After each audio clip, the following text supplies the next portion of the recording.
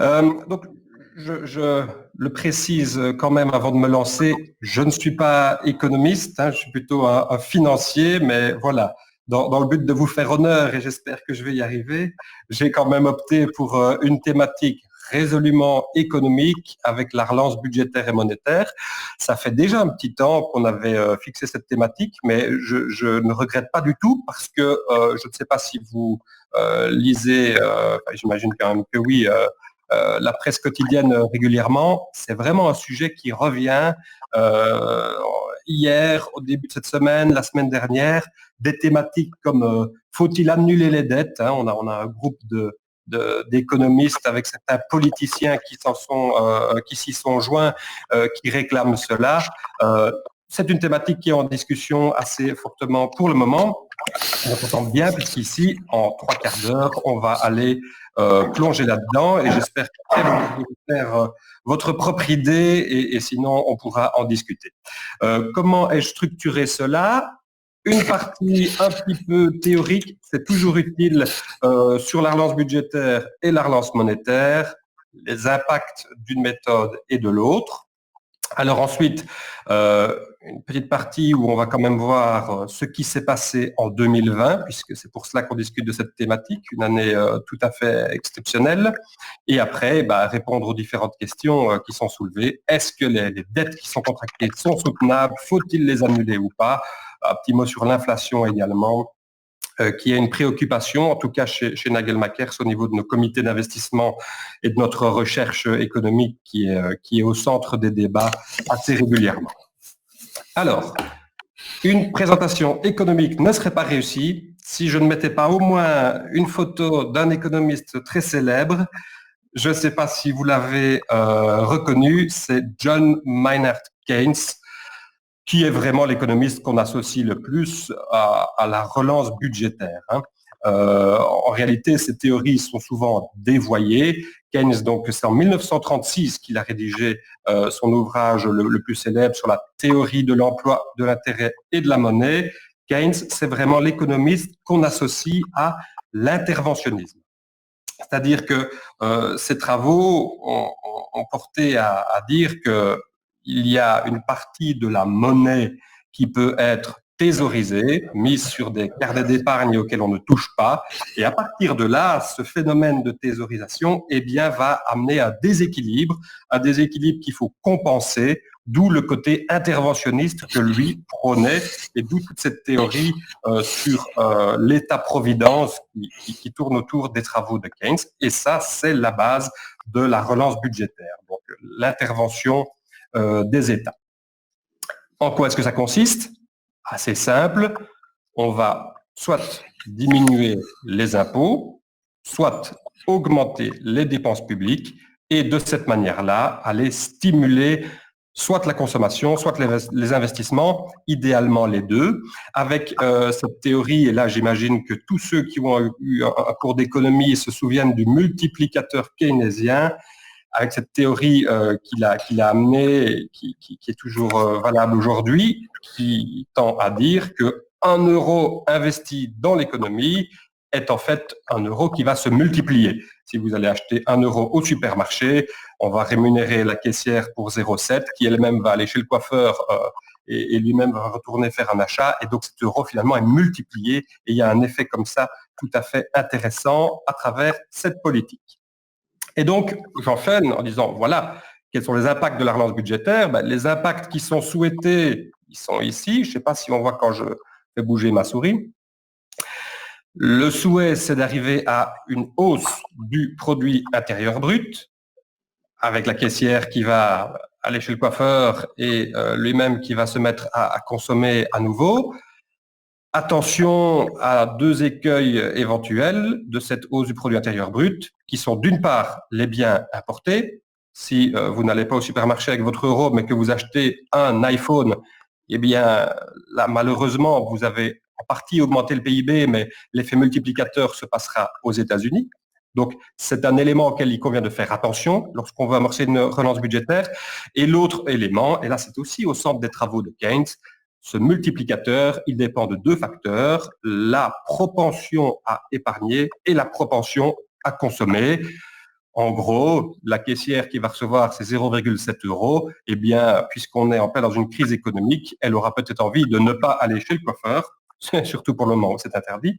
Et donc, fatalement, elle va thésauriser cet argent pour faire face à un éventuel imprévu. Et donc, cette épargne, eh bien, elle va hypothéquer la politique de relance qu'on veut insuffler. Donc, pas si simple quand même à mettre en place.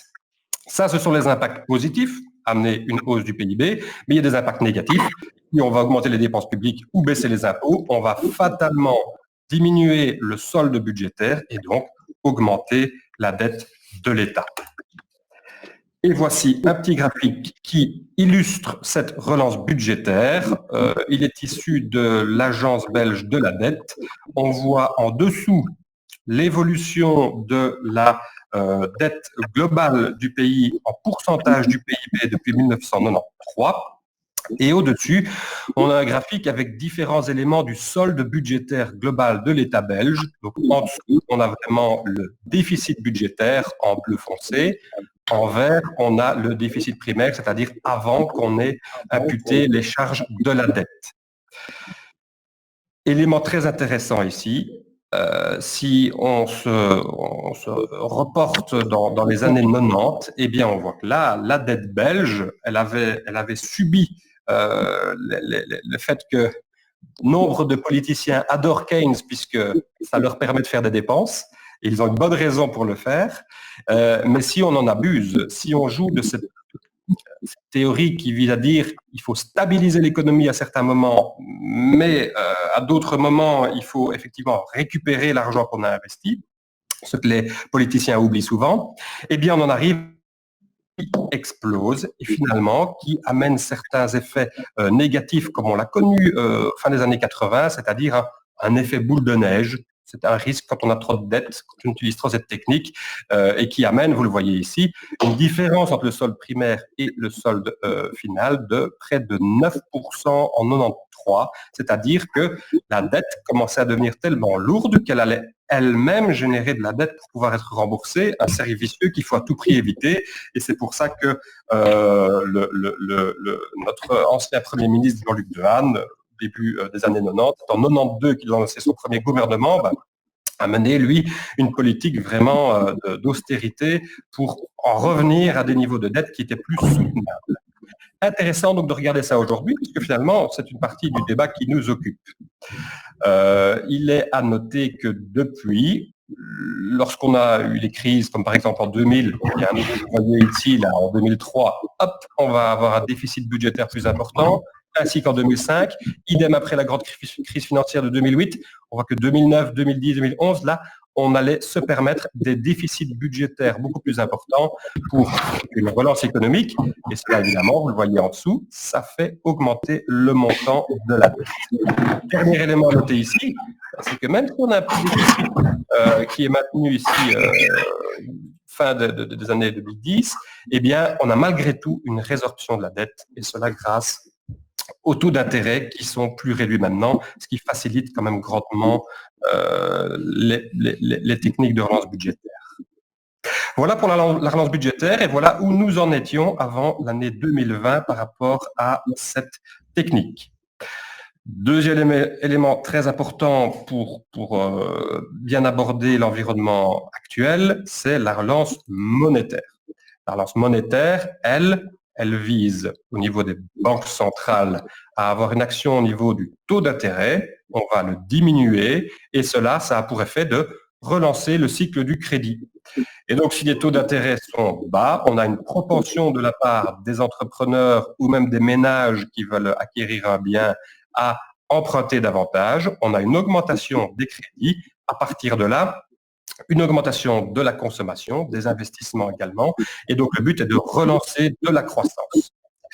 J'ai interrompu mon cycle, mais évidemment, si on relance la croissance, après un moment, on va générer de l'inflation qui doit être jugulée par les banques centrales en augmentant les taux d'intérêt, ce qui va inverser ce cycle, et ainsi de suite, vous l'avez compris. Par rapport à l'action monétaire, un élément très important, et puis là je glisse en parenthèse que pour que cette présentation soit vraiment réussie, j'ai mis une deuxième photo d'un économiste très célèbre. Ici on a Fisher, qui lui est un économiste qui a plutôt agi dans ses recherches sur ce qui est monétaire. Hein. Il a écrit en 1911 la théorie quantitative de la monnaie. Alors, la théorie quantitative de la monnaie, ce n'est pas propre à Fisher. Déjà au XVIe siècle, c'est une thématique qui était étudiée. Comme quoi, depuis très longtemps, tous les économistes, je pense, essayent de tendre à trouver ces relations entre monnaie et économie qui permettraient peut-être un jour de trouver un équilibre et finalement une équation qui permette de tout intégrer. On n'y est quand même pas encore arrivé aujourd'hui. Ce qu'on peut remarquer à travers ces travaux, c'est que si on augmente les crédits, on va avoir une augmentation de la masse monétaire. Et Fisher, lui, a fait le lien entre la masse monétaire, sur des travaux tout comme Keynes qui sont encore valables aujourd'hui et qu'on lui doit, le lien entre la masse monétaire, qui est ici le M de son équation, avec le niveau général des prix. Et donc, Fisher, très impacté par la Grande Dépression en 1929, et qui a pu mettre en lumière le fait que le problème qu'il y avait eu après cette crise catastrophique, eh bien, c'est que les dettes qui étaient en place à ce moment-là, elles ont poussé toutes les personnes, les entreprises à liquider des actifs pour se permettre de les rembourser, de les financer. Et on a eu là, en 1929, un effet de déflation, de dévaluation par les dettes. Et donc, c'était quand même une avancée au niveau économique de faire ces recherches et de mettre ces effets-là en lumière. Et alors, pour que cette présentation soit vraiment complètement réussie et que là, il n'y ait plus de doute, je vous ai mis, et après, je vous promets, c'est fini, c'est le dernier, la photo de Friedman, qu'on associe volontiers à la théorie quantitative de la monnaie, mais en fait, qu'il l'a plutôt réhabilité. Hein, Friedman, fondateur de l'école de Chicago, et donc là, vraiment, on a le courant monétariste, toute une série d'économistes qui étaient radicalement opposés à l'État-providence et à Keynes. On est beaucoup plus tard, ici, hein, années 60, et qui sont opposés parce qu'ils plaident que finalement, ces relances budgétaires, ces politiques de stabilisation, elles ne vont amener que de l'inflation. Et en quoi est-ce que les travaux de Friedman sont clés? C'est parce que lui, il va faire, c'est ce que j'ai mis sur le slide, le lien entre les cycles économiques et les fluctuations de la masse monétaire.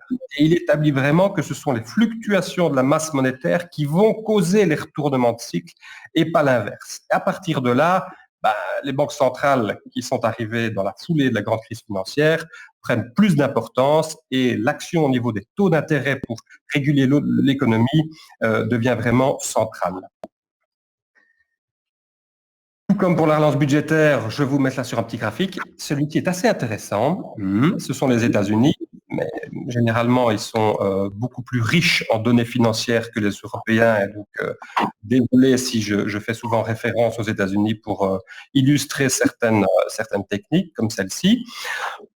On a différentes zones ici qui sont grisées, qui représentent les phases de contraction économique, donc de récession.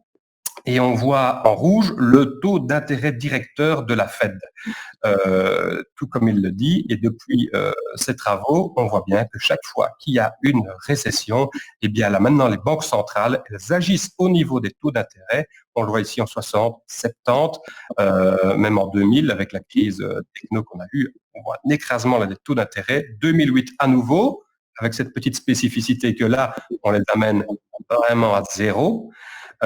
Et donc, on écrase les taux d'intérêt pour non pas éviter les cycles économiques, ça ce n'est pas possible, mais en tout cas pour éviter les conséquences désastreuses qu'on a connues dans les années 30.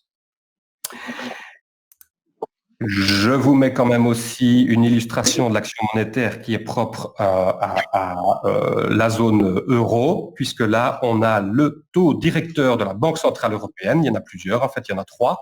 Ici, je vous mets le taux en jaune que vous devez payer si vous demandez des capitaux à la Banque centrale européenne. Et en rouge, par contre, c'est le taux de rémunération si vous avez des avoirs qui sont déposés auprès de la Banque centrale européenne.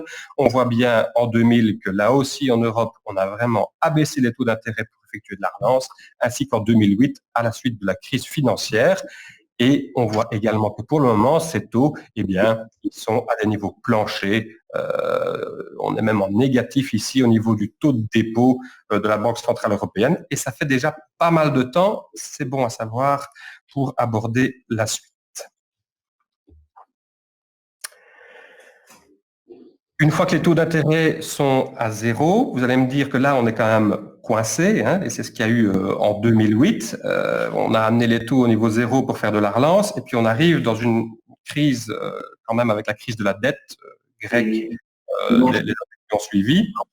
Eh bien là, aucun souci, même si les taux d'intérêt sont à zéro, parce que comme vous l'avez vu avec mon exemple du cycle du crédit, une fois qu'on baisse les taux d'intérêt, on va aller augmenter la quantité de monnaie qui est en circulation. Donc, si les banques centrales n'arrivent plus à baisser les taux d'intérêt, eh bien, il n'y a aucun problème. Comme on voit ici avec ce graphique du bilan de l'eurosystème, donc c'est le bilan consolidé de toutes les banques nationales des pays de la zone euro, eh bien, on le voit ici. Une fois que les taux d'intérêt, si vous vous souvenez du graphique précédent, sont arrivés à zéro, aucun problème. Du bilan ici qui est c'est des millions d'euros, donc on est à 1000 milliards d'euros d'encours en 2005, eh bien on passe à 2000 milliards en 2008 et puis on monte jusqu'à 4500 milliards ici en 2019. Tout ça pour faire à nouveau de la relance monétaire. Les taux d'intérêt sont à zéro, ce n'est pas grave, on va aller agir sur la quantité de monnaie en circulation pour pousser encore cet effet. Et alors, quand on dit agir sur la quantité de monnaie en circulation, qu'est-ce que ça veut dire?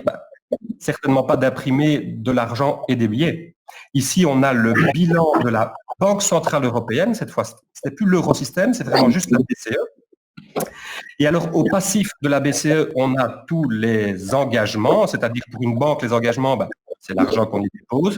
On voit en bleu clair l'ensemble des billets qui sont en circulation.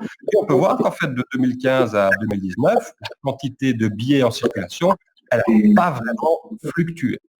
Donc, comment est-ce que les banques centrales font pour aller augmenter la quantité de monnaie qui est en circulation? Pas compliqué.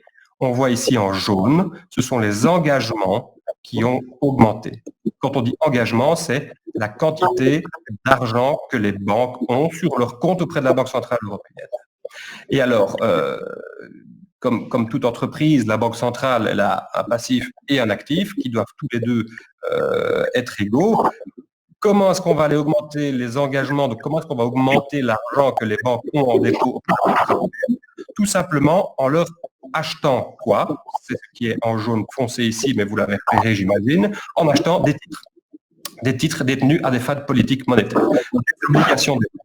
Et là, vous voyez par contre que depuis 2015, la quantité, elle a vraiment augmenté de manière très forte.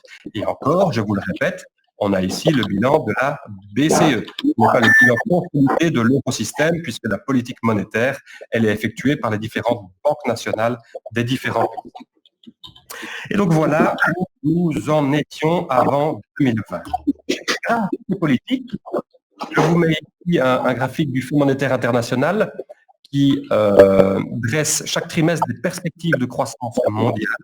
Et on voit qu'en 2020, au mois de janvier 2020, eh bien, les perspectives de croissance, grâce à cette relance monétaire, eh bien, elles reprenaient du poil de la bête. On avait enfin une tendance positive qui s'appliquait. On voit pour la zone euro de 1,2% en 2019 et on craignait d'être dans une sorte de stagflation au niveau économique. Eh bien, grâce à ces politiques, on est parvenu à faire de la relance et à reprendre un petit peu de croissance. En tout cas, c'était les prévisions fin 2019. On est ici au début de l'année 2020, puisque comme vous le savez, juste après, notre ami le Covid est arrivé. Et ici, on a, j'aime bien prendre ce graphique de l'évolution de la pandémie, sauf qu'on était au 14 février 2020, vous voyez, et on parlait encore du nombre de cas en unité. Et donc, on voyait par exemple qu'en Russie, le 14 février, moins de 10 personnes qui étaient contaminées par la Covid, 10 décès en France et en Allemagne, mais en Belgique, il n'y avait pas 10 personnes qui étaient malades. Donc, le 14 février, souvenez-vous, tout allait bien. Et le 25 février, là par contre, c'était la catastrophe. Alors, il y a des tas d'indicateurs financiers que j'aurais pu prendre pour illustrer ça. J'apprécie tout particulièrement ces indicateurs à haute fréquence. Je ne sais pas si vous êtes familier des indicateurs à haute fréquence. Personnellement, j'aime assez bien. Pourquoi? Parce que ils ne viennent pas a posteriori. Ce sont vraiment des indicateurs coïncidents, comme on dit au niveau économique, c'est-à-dire qui vous indiquent en temps réel où nous en sommes. Et alors, de manière volontaire, j'ai bloqué ces indicateurs ici au mois de mars 2020. Et ici, ce sont deux indicateurs en temps réel, à haute fréquence qui nous indiquent le niveau de mobilité dans les pays développés et les pays émergents. Et cela s'est repris tout simplement grâce au rapport de Google. Vous savez, quand vous allez mettre une adresse dans Google, il vous propose de calculer l'itinéraire. Eh bien, tout cela, si on le compile, on a évidemment des statistiques qui peuvent être menées sur les déplacements des gens un peu partout dans les différents pays. Et ce qu'on voit, regardez la chute, c'est juste impressionnant. Au niveau européen, on a une chute de déplacement, mais qui dépasse les 80% ici à la fin du mois de février. Donc ça témoigne bien du niveau de ralentissement, de l'arrêt complet qu'on a connu au niveau économique.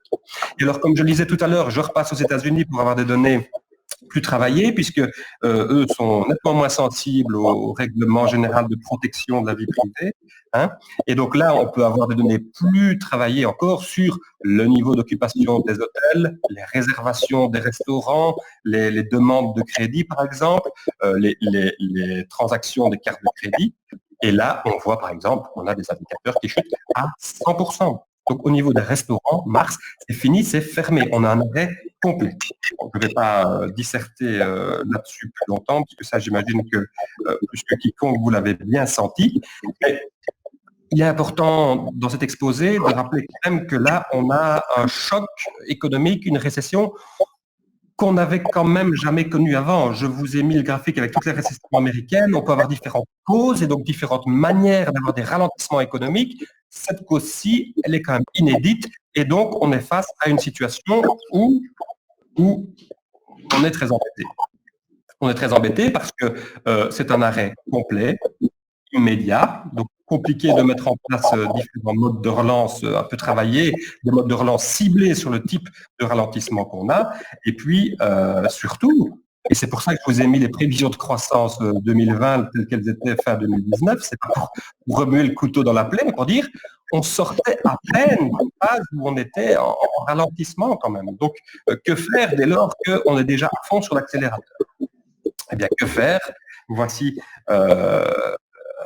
deux indications telles que la situation se trouvait au mois d'avril 2020. On fait de la relance monétaire. Les États-Unis coupent leur taux d'intérêt qui était supérieur à 1,5% à des niveaux extrêmement faibles. Tous les pays qui peuvent se le permettre le font. Le Japon était en négatif, la zone euro était déjà en négatif. Donc malheureusement, on ne peut plus. Donc qu'allons-nous faire? L'autre pendant de la relance monétaire, des achats d'actifs. Et là, on voit, et ceci c'est un graphique qui est exprimé en pourcentage du PIB. Donc les États-Unis qui achètent, on est au mois d'avril, plus de 9% de leur PIB en actifs sur les marchés, on a quelque chose de réellement colossal. Et même pour la zone euro au mois d'avril, on avait déjà des achats d'actifs qui étaient tout à fait importants. Je le remets à nouveau au niveau du bilan de la Banque fédérale américaine. Pour mettre un peu en perspective les achats qu'on a eus dans la crise de 2008, quand on n'avait plus vraiment de levier d'action au niveau des taux d'intérêt, les achats qui ont eu lieu dans la foulée des subprimes et quand la crise de la dette s'est amplifiée, on peut voir là qu'on a quand même une évolution assez sensible, mais qui n'a vraiment aucune commune mesure par rapport à ce qu'on connaît maintenant en 2020, où là, d'un coup, en quelques semaines, on a des achats qui ont juste été impressionnants. L'échelle se situe bien en milliers de milliards de dollars.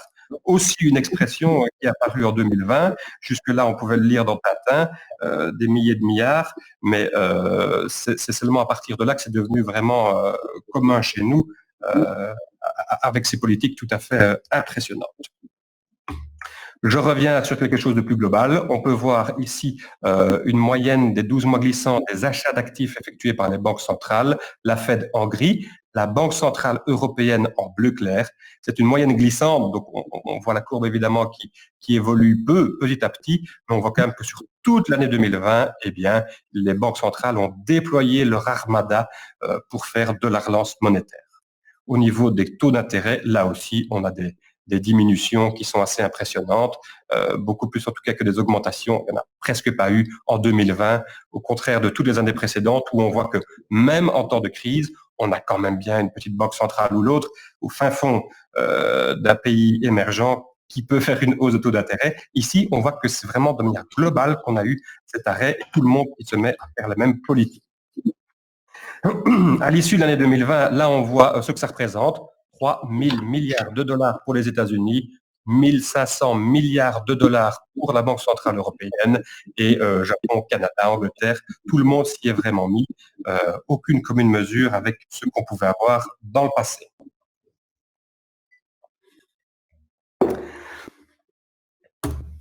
Et on n'a pas fait en 2020 que de la relance monétaire.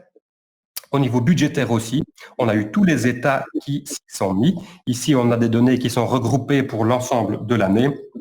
Et on peut voir que les États-Unis, en 2020, c'est en gris 11,8% de leur PIB de dépenses gouvernementales spécifiques à la crise de la Covid.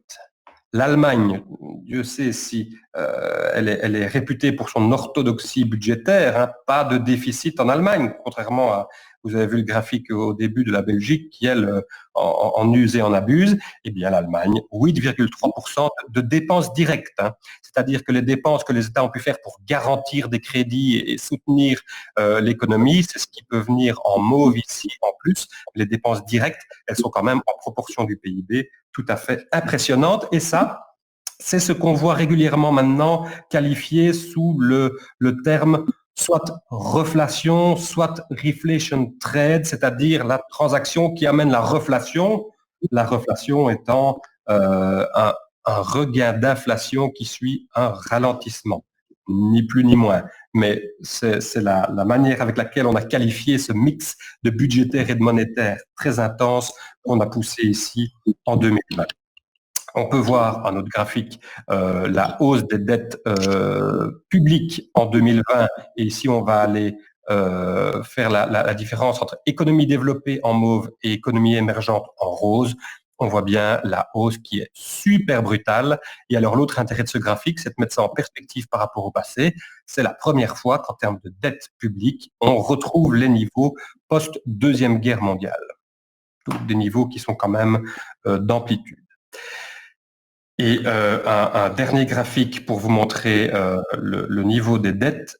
Celui-ci, je l'ai pris parce qu'il a l'avantage de réunir les dettes publiques et les dettes privées, donc celles des entreprises et des ménages.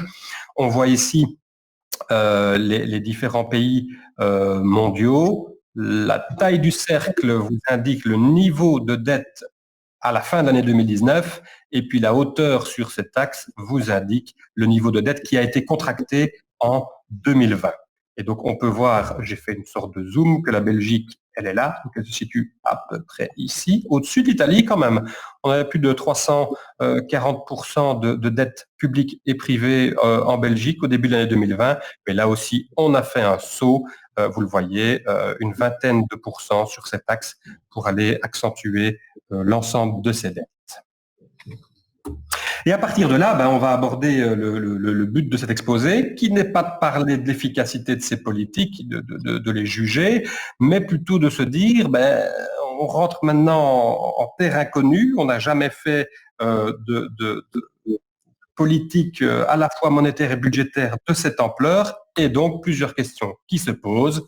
N'y a-t-il pas trop de dettes ? Qui va payer ces dettes à l'avenir parce qu'on en contracte énormément? Est-ce qu'on peut encore en émettre parce qu'on n'est pas non plus sorti de l'auberge ici au début 2021? Et au niveau alors déplacement des entreprises, comment se positionner dans ce contexte? Alors, premièrement, par rapport à la durabilité des politiques engagées, eh bien, une petite prévision qui est tout à fait Commission européenne et qui indique pour l'ensemble des pays de la zone les prévisions de déficit pour les années à venir. Et donc là, on voit que si la Belgique, elle était en 2020 à une bonne dizaine de pourcents de déficit, ça varie en fonction des prévisions, eh bien, 2021, on a déjà une belle résorption à 7%. 2022, on serait à 6%. On voit quand même une évolution qui est assez favorable. Certains pays, évidemment, sont mieux lotis que d'autres. On reste quand même loin des 2% des critères de Maastricht de déficit annuel maximum. Mais malgré tout, on voit une évolution qui est favorable pour les années à venir. C'est une bonne chose. Ensuite, là, ici, la Belgique, elle est plutôt à gauche, vous voyez, le cinquième pays. Le rond jaune indique sur l'axe de droite que fin 2019, nous nous trouvions à 98-99% de dette par rapport au produit intérieur brut. Le bâtonnet bleu nous indique que la Belgique, sur 2019 jusque 2022, c'est-à-dire ce que je viens de vous montrer comme endettement public pour les années à venir, devrait voir sa dette augmenter d'une vingtaine de pourcents. Donc, si on fait l'addition entre l'un et l'autre, on voit que oui, on va avoir une augmentation qui n'est pas mince, mais le graphique que je vous ai montré tout au début de la présentation pour parler des politiques du gouvernement de Hahn a pu également vous montrer qu'on a quand même déjà atteint ces niveaux de dette et on en est quand même déjà sorti. Avec la différence ici qu'on bénéficie d'un environnement qui est beaucoup plus favorable en termes de taux d'intérêt et ainsi ces prévisions de Oxford Economics qu'on utilise assez régulièrement chez Nagelmakers nous montrent que la balance budgétaire belge qu'on voit ici en 2020 très négative, donc environ 9% sur des meilleures prévisions pour Oxford Economics, évolue favorablement aussi à 6% de déficit en 2021, un peu plus de 4 en 2022, et vous voyez que non pas en 2023, mais 2024, on a déjà rejoint le déficit un peu typique dans lequel on était avant la crise. Donc, c'est une belle perspective quand même qui indique qu'en 5 ans, on devrait avoir retrouvé une évolution normale en termes de politique budgétaire. Et avec un autre avantage, c'est que le niveau de dette, ça c'est ce qui est très intéressant, c'est la courbe que j'ai mis ici. Si en effet elle va exploser en 2020 et même en 2021, eh bien juste après, elle va quand même nous offrir, même si on va encore avoir des endettements sympathiques, une résorption. Et cela, on ne saurait pas le visualiser, mais c'est en faisant la différence entre les remboursements de dettes qui vont avoir lieu et les contractions de nouvelles dettes, et puis un remboursement avec un taux qui est plus élevé que les dettes qu'on contracte maintenant. Ça, je vous le montre ici, avec le coût de la dette belge depuis 2005. On peut voir que même si les remboursements étaient élevés en termes de charges ici, plus de PIB, ils ont quand même tendance à bien diminuer, mais surtout, le coût de la dette diminue. Là, on voit 1,5 à 1,8% du PIB, même si on s'endette quand même de plus en plus chaque année. Le fait qu'on s'endette à des taux qui soient très faibles et de plus en plus faibles, eh bien fait qu'on va globalement avoir une dette qui soit beaucoup plus soutenable. Donc ça, c'est un premier élément pour répondre à la question de la durabilité de la dette. On voit les prévisions d'Oxford Economics, elles nous amènent à un niveau qui est tout à fait soutenable et avec des taux qui amènent la charge à des niveaux réduits. Et il y a un deuxième élément que je trouve très intéressant et duquel on ne parle pas beaucoup. Cela, j'ai été le reconstituer moi-même en allant chercher chaque rapport annuel de notre Banque nationale. C'est public, c'est sur le site de la BNB. Et en allant voir chaque année le bénéfice de la Banque nationale. C'est quelque chose qui est moins connu, mais les banques nationales, de par leur activité, elles peuvent faire des bénéfices. Et on voit qu'en Belgique, c'est quand même pas mal. En 2012, on avait plus de 1,3 milliard d'euros de bénéfices. Pourquoi? Parce que, vous vous souvenez du bilan de la BCE, à l'actif, pour faire sa relance monétaire, la Banque nationale, elle a acheté des titres, des obligations d'État, qui distribuent un intérêt, un coupon. Et donc, tout comme n'importe quel investisseur qui achète des obligations, la Banque centrale va aussi recevoir les coupons des différents États qui doivent bien payer leur intérêt. À partir de là, on a un bénéfice. Et alors, il est vrai que ce bénéfice, vous allez me dire, il va diminuer puisque le taux d'intérêt a tendance à être de plus en plus bas. C'est vrai, mais là, je vais rendre l'ensemble des entrepreneurs qui m'écoutent complètement jaloux. faut pas oublier que la Banque centrale, elle, c'est pour ça que j'ai remis mon petit graphique ici, elle détermine le taux auquel elle prête, elle détermine le taux auquel elle rémunère les banques qui font leurs dépôts. Et en plus de ça, elle oblige les banques à faire leurs dépôts chez elles. Donc, c'est pas compliqué de faire des bénéfices si, on vous oblige à consommer, on fixe le coût et on fixe le prix de vente. À partir de là, eh bien, il y a un produit d'intérêt qui est là et qui progresse. Et ce produit d'intérêt, eh bien, que devient-il? Et ça, c'est un graphique qui vient du site de la BCE. Qu'il soit contracté par les banques nationales ou par la Banque centrale européenne elle-même, qui est détenue par les différentes banques nationales, eh bien, les bénéfices y reviennent aux actionnaires. Et les actionnaires des banques nationales, ce sont les gouvernements. C'est-à-dire que, là, j'ai été dévoyer ce graphique de la Banque nationale pour faire vraiment l'ensemble du topo budgétaire et monétaire. C'est-à-dire qu'en réalité, on va avoir un État ici qui, pour effectuer sa politique budgétaire, va s'adresser à la bourse pour passer des emprunts qui vont être distribués ici au commerce, à l'économie, qui elle-même fait des achats et donc une relance économique.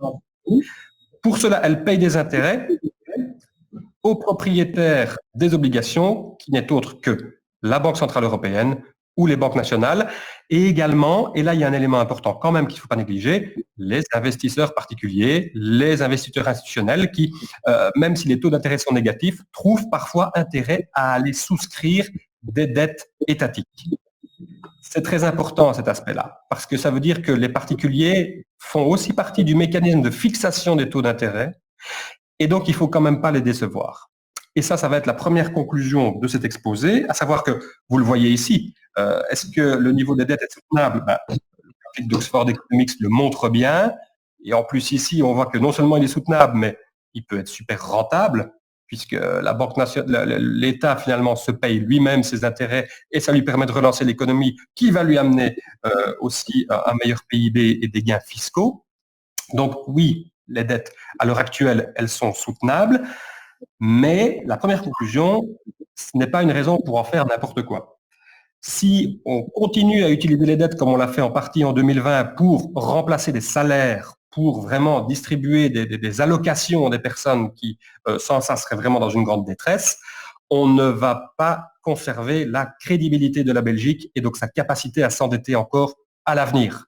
Crédibilité qui est clé pour que ce groupe, là, ici au-dessus, à chaque émission belge de dette, eh bien, il continue à être présent et à enchérir pour fixer le tout. Voilà. Deuxième question de cet exposé, qui va payer ces dettes? Alors, pour répondre à cette question-là, j'ai été à nouveau sur le site de l'Agence belge de la dette et j'ai repris ici l'ensemble des émissions que l'Agence belge de la dette a réalisées en 2020. On voit là à chaque date les différentes OLO, donc les obligations linéaires de l'État belge qui sont sur le marché et on peut voir ici les montants que la Belgique a pu collecter. C'est en milliards que ça se chiffre. Et puis, très intéressant aussi, on peut voir le taux d'intérêt auquel la Belgique a été émettre sa dette. Un exemple, on va prendre ici par exemple l'OLO 74 qui a été émise en novembre, échéance 2025, elle offre un coupon de 0,8%. En 2025, elle va donc rembourser cette obligation à une valeur de 100. Eh bien, pour cette émission, en novembre, les investisseurs ont payé la Belgique, vous le voyez ici, 107 €. Donc on a un marché qui va payer 107 € pour recevoir dans 5 ans 100 et pendant ces 5 ans, 5 coupons de 0,8, c'est-à-dire 4%.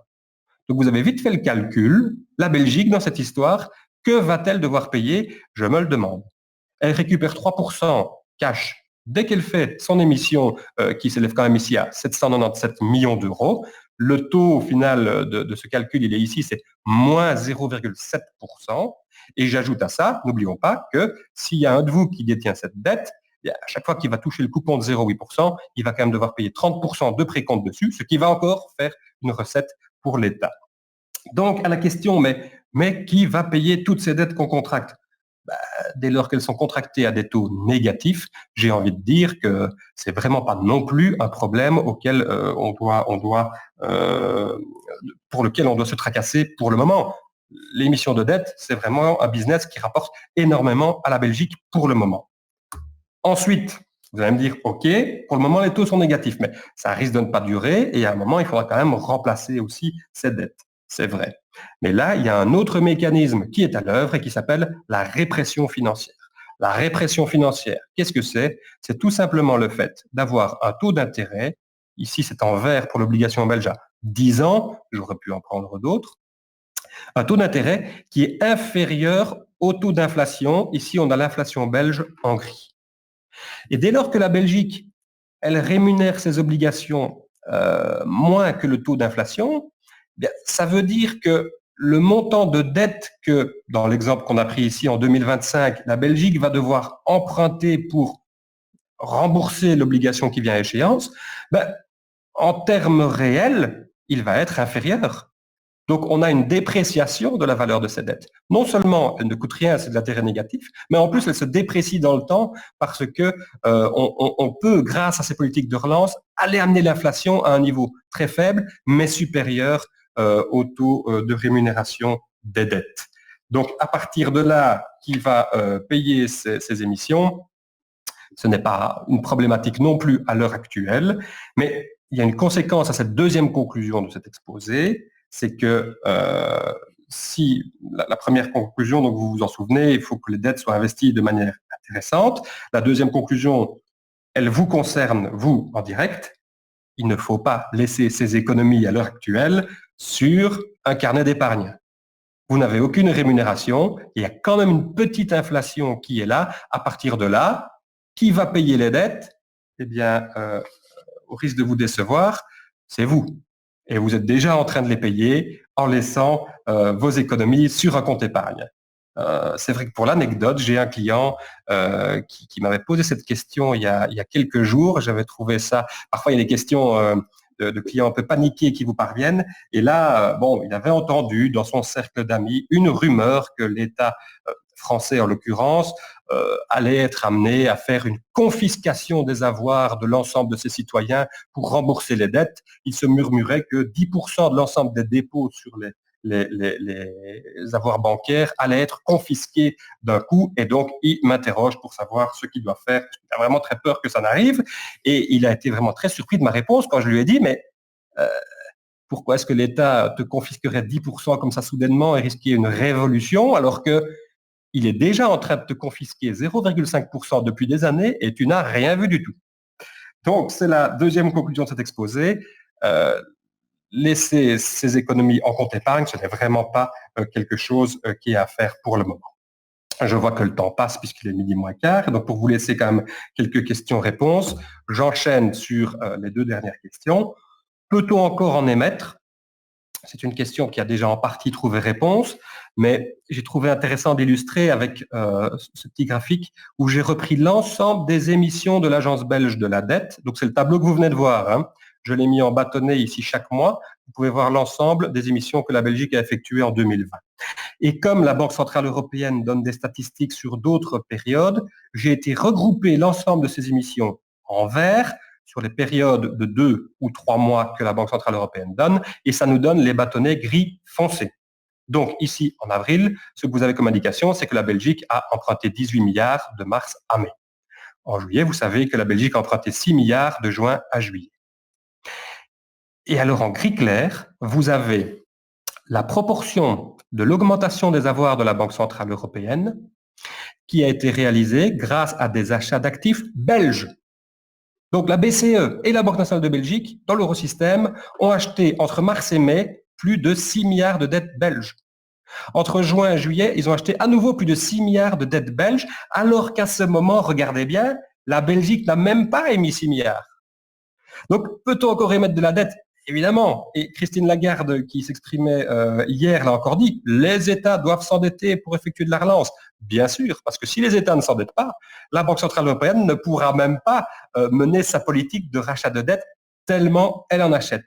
Regardez ce qui s'est passé en 2020. La BCE, à elle toute seule, elle a acheté l'ensemble des émissions de la Belgique et même davantage à certaines périodes, c'est-à-dire qu'elle a dû aller racheter des dettes à différents investisseurs qui en avaient déjà par ailleurs. Donc ça, je crois que ça répond assez bien à à cette troisième question, peut-on encore émettre des dettes? Non seulement on peut, mais d'après la Banque centrale européenne, on doit. Voilà. Maintenant, à nouveau, un élément pour remettre ça dans le contexte.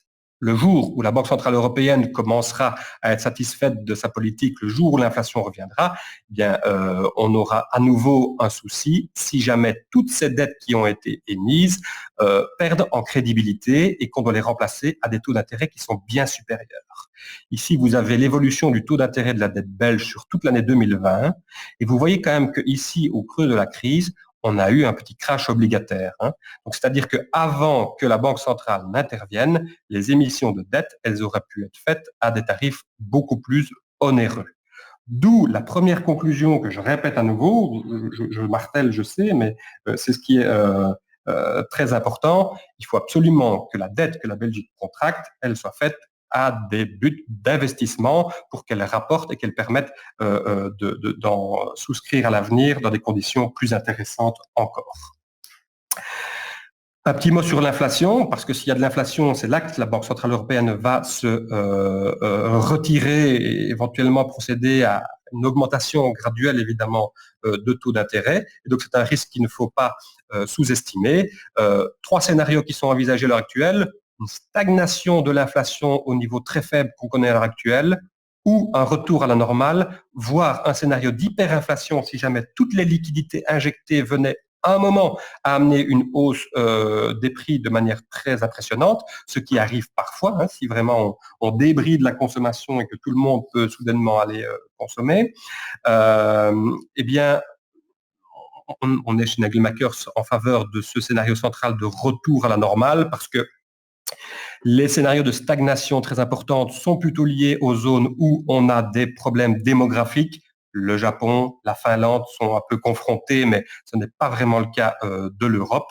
Et à l'inverse, l'hyperinflation, elle est également liée. On avait dans la très bonne chronique que Bernard Keppen entretient chaque jour, un article aujourd'hui qui parlait de différents pays africains qui sont dans cette difficulté pour le moment, avec une hausse des produits alimentaires qui, eux, sont importés et qui sont confrontés au fait que l'inflation démarre. Donc là, les banques centrales doivent augmenter les taux d'intérêt, ce qui hypothèque la relance. Scénario qui est vraiment craint. C'est lié aux économies qui sont moins autarciques, comme ces pays africains. Et pour ça, je veux dire, la zone euro et le fait que la Belgique ne soit pas seule dans cette économie, ça permet aussi de limiter très fortement le risque d'hyperinflation. Ce n'est pas quelque chose qu'on doit mettre de côté à tout prix, mais lorsqu'on regarde les perspectives d'inflation à l'heure actuelle, on voit qu'on en est loin. L'inflation américaine qui est à gauche, et ici, ce n'est même pas l'inflation, mais les anticipations d'inflation dans 10 ans, elles sont quand même si en hausse à 2% à l'heure actuelle, c'est pas du tout un niveau hérétique. Et au niveau de l'inflation européenne, ces chiffres datent un peu de quand j'ai fait la présentation. On a eu une inflation ici en janvier qui a fortement rebondi, mais la Banque centrale a tout de suite averti. Il y a des éléments techniques, notamment la baisse de TVA allemande l'année passée, qui maintenant, retrouvant ces niveaux normaux, amène une augmentation impressionnante des prix d'un coup. Mais c'est un phénomène tout à fait temporaire, et donc on n'est pas du tout dans ce risque d'hyperinflation. Et quoi qu'il en soit, les différentes banques centrales ont quand même aussi annoncé que leur objectif historique d'inflation, proche mais en dessous des 2%, pouvait être revu dans le temps et ni la Fed ni la BCE ne se tracasseront si l'inflation dépasse les 2%. Elles l'ont toutes les deux annoncé. Donc, je conclus cette présentation en vous disant comment se positionner dans cet environnement. Notre scénario de base chez Nagelmakers, il est ici au-dessus, 70% de probabilité que cela survienne. Quel scénario? Un scénario où on fait la part belle aux actions parce qu'on est dans un contexte de reprise économique très important. S'il y a un petit risque d'inflation, les actions sont également un élément qui protège très bien. Et alors, si vous voulez entrer dans le détail, peut-être répondre aussi à ça on va aller privilégier les pays qui s'en sortent le mieux, donc l'Asie, les États-Unis, qui a une reprise économique un peu en avance sur l'Europe par rapport à sa politique de vaccination. Ici, je reprends les différentes conclusions dont j'ai déjà parlé dans cet exposé, à savoir que les banquiers centraux, on peut le dire, ont eu une démarche assez téméraires vu leur situation au début de l'année 2020 pour juguler cette crise, mais elles y sont arrivées. Je mets que les bonnes vieilles recettes restent efficaces parce que finalement, on parle de... S'il y a un côté innovant dans toute cette reprise, c'est le fait d'avoir mis ensemble budgétaire et monétaire pour, même si c'est interdit en théorie, un peu monétiser les dettes, c'est-à-dire imprimer de l'argent pour financer le déficit budgétaire. Ne répétez pas que je dis ça, mais dans la pratique, c'est quand même un petit peu ce qui est arrivé. Et puis après, la conclusion la plus importante, nécessité d'investir intelligemment les déficits pour les États, même s'il est nécessaire d'encore faire des déficits pour continuer cette relance, nécessaire d'avoir des banquiers centraux qui sont vraiment au top au niveau expertise, parce que gérer le tapering, c'est-à-dire la fin de cette politique de relance monétaire, c'est quelque chose d'extrêmement délicat. Il ne faut pas le faire trop tôt, certainement pas trop tard non plus. Il ne faut pas le faire de manière trop importante, ni même trop faible. Donc là, on dépend beaucoup des banquiers centraux. Heureusement, il faut reconnaître qu'ils ont une expertise tout à fait au top pour le moment. Et puis, moyennement tout cela, eh bien, pas de crainte sur les dettes dans le moyen terme. Et n'oubliez pas, investissez votre épargne. Mon collègue Sébastien Kips est là pour ça aussi. Et je crois qu'il se fera un plaisir de vous donner nombre de conseils sur la manière de faire. J'ai trop parlé, il est midi moins 5. Je ne sais pas si on a l'opportunité de questions-réponses, mais sinon, je suis tout à votre écoute. Alors, je ne sais pas. On m'entend? On Oui. m'entend? Oui. Je ne sais pas si Didier est revenu parmi nous. Il était revenu brièvement, mais je pense qu'il a toujours un problème de connexion. Je voulais réagir. Vous avez cité l'économiste Irving Fisher des années 1920, très célèbre pour ses théories de quantité de la monnaie. Mais il faut savoir que juste avant le crash de 1929, le même Fisher avait prévu que les actions avaient atteint une sorte de haut plateau permanent. Donc, il justifiait la hausse des actions.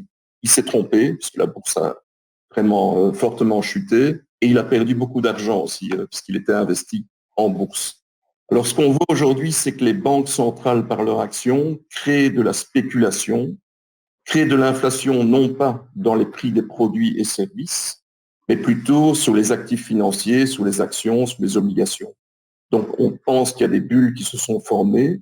Alors, je voulais avoir votre avis sur ces bulles et peut-être savoir si, au sein de la clientèle de Nagelmakers, on posait des questions sur le Bitcoin et sur Tesla, qui sont les deux valeurs un peu à la mode des spéculateurs.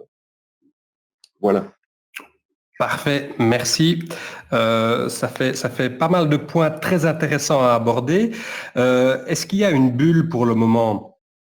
J'en ai aucune idée. On ne le sait qu'après quand elle a explosé. Est-ce que les actifs financiers sont chers à l'heure actuelle? C'est une certitude. Ils sont même très chers, en effet. Maintenant, il y a des acronymes qui sont aussi apparus, et il en apparaît tout le temps aussi, le TINA, le FOMO, le TINA, There is no alternative. Pourquoi? Parce que les actifs sont chers, mais il y a plein de justifications à ce niveau de cherté. Le fait que les taux d'intérêt soient à des niveaux planchers fait qu'il y a quand même un coût d'opportunité qui est là. Si avant on demandait des primes de risque et de rentabilité pour les actions qui étaient proches de 10%, maintenant on se contente de 5%, parfois pour certains titres, mais malgré tout les actions continuent à délivrer ce type de bénéfices. Et donc je crois que dès lors que tout le monde s'en satisfait, pourquoi pas? Et donc, si ça justifie le prix, alors c'est que c'est le bon prix. Ici, on parle de différence entre prix et valeur, c'est deux notions qu'on confond parfois. Le prix est élevé, mais compte tenu du contexte actuel, est-ce qu'il y a une surévaluation? J'en suis pas certain. En tout cas, nous, on continue à investir parce que sinon, quelles autres alternatives, si ce n'est celle de céder à la dépression financière, à la répression financière, comme je l'ai dit. Après, il ne faut pas non plus mélanger l'ensemble du marché et je trouve que notre référence au marché financier, que sont les indices boursiers, ils ont parfois tendance à être vraiment inadéquats. On va voir l'indice, on va voir son ratio moyen de cherté et on se dit les marchés sont chers. Oui, mais maintenant là-dedans, vous avez le fameux Tesla dont vous avez parlé qui est valorisé à 1000 fois ses bénéfices. Un niveau, donc là, vous avez donc une rentabilité de 0,01%, on se demande pourquoi prendre le risque. Et après, vous avez des entreprises qui non seulement ont des bonnes perspectives, non seulement ont des bénéfices qui justifient leur cours, c'est-à-dire que le ratio cours sur bénéfice montre un rendement qui est tout à fait décent. Et donc, pour ces titres-là, eh bien, je pense qu'il y a aucun souci à investir. Ça ne veut pas dire qu'en cas de correction, ils ne vont pas aussi abandonner 5, 10%, peut-être pas beaucoup plus, puisqu'on a ces banques centrales qui sont là pour compenser à chaque fois. Mais en tout cas, c'est un modèle d'investissement qui fait du sens quand même. Donc, pour vous répondre, je dirais, si on sélectionne bien ces investissements, si on reste focalisé sur les fondamentaux et sur la rentabilité, je ne pense pas que le jeu soit vraiment déraisonnable.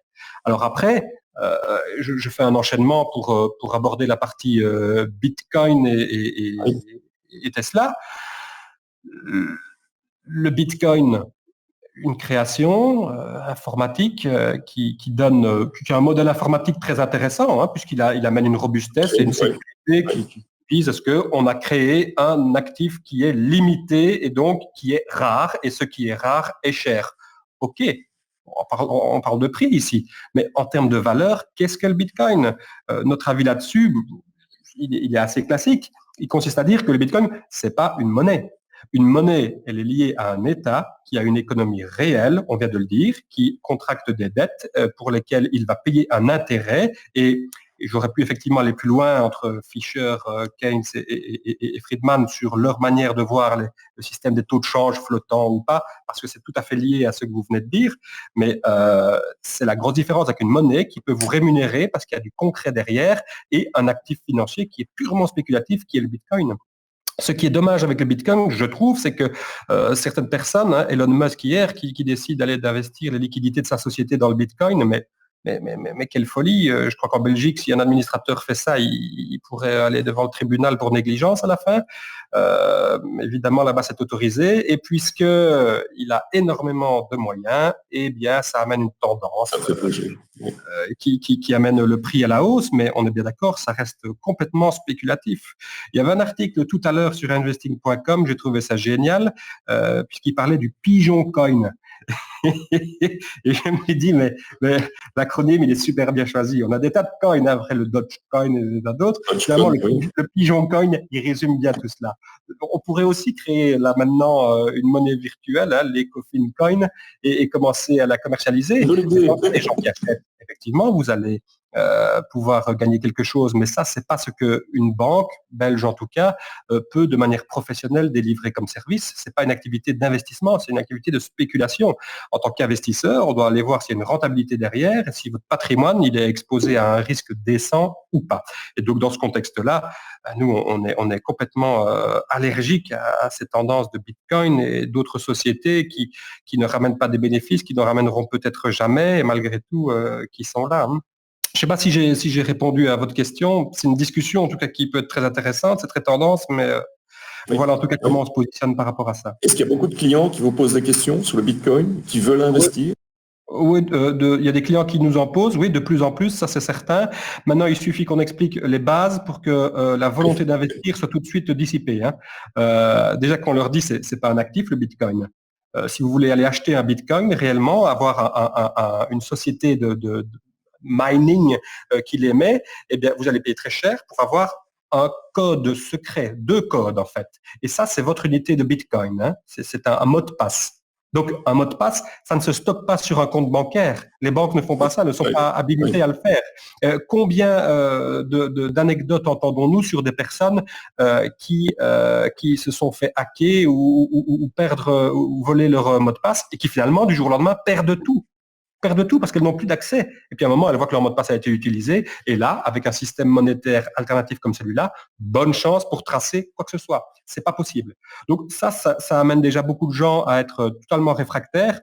Et puis alors, si on amène les problématiques de blanchiment auxquelles ces monnaies alternatives sont très sujettes, puisqu'elles servent évidemment à blanchir, c'est très pratique d'avoir un système dévoyé qui permette d'aller investir des liquidités. Eh bien, ils découvrent que déjà, en fonction de la banque à laquelle vous êtes en Belgique, si vous allez acheter du Bitcoin, donc vous devez vous inscrire sur une plateforme électronique, on est d'accord, il n'y a pas de compte en banque où vous pouvez l'avoir. Au moment où vous allez liquider votre Bitcoin et vouloir rapatrier les fonds en Belgique, alors là, je ne sais pas si vous avez déjà été confronté à cette situation, mais vous vous heurtez au service juridique des différentes banques. Et pour certaines banques belges, c'est déjà un non d'office. On parle de Bitcoin? Non, l'argent ne vient pas chez nous. Voilà, plusieurs banques privées qui sont dans cette mentalité-là pour casser tout risque de blanchiment. Vous savez que pour certaines banques privées en Belgique, c'est un sujet extrêmement sensible pour le moment. Donc, le fait de prendre le risque de tout perdre, de s'exposer à des risques qu'on ne sait pas maîtriser au niveau piratage informatique et finalement de ne pas pouvoir rapatrier ces sommes en fonction de ce qu'on en fait, ça met beaucoup de personnes dans l'inquiétude et ils ne vont pas plus loin.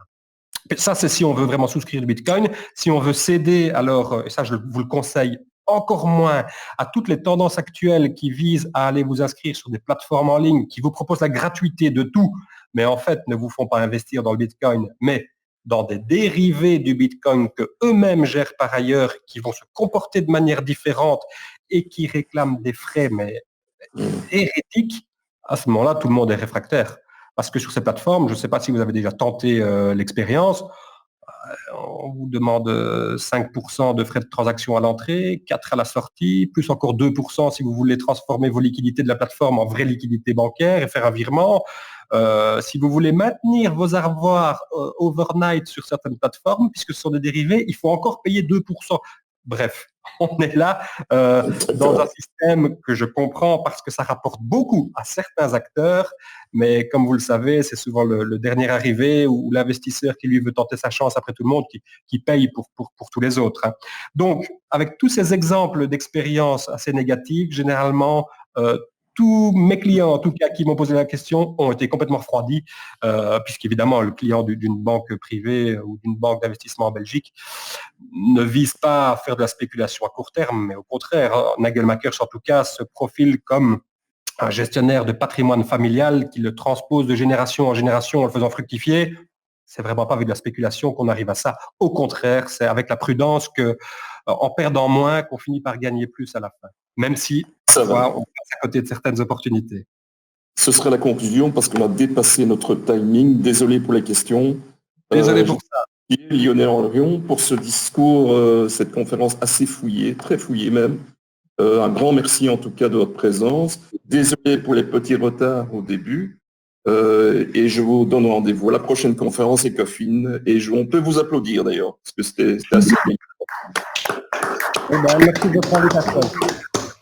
Et à très bientôt. Merci beaucoup, au revoir. Au revoir. Merci, au revoir.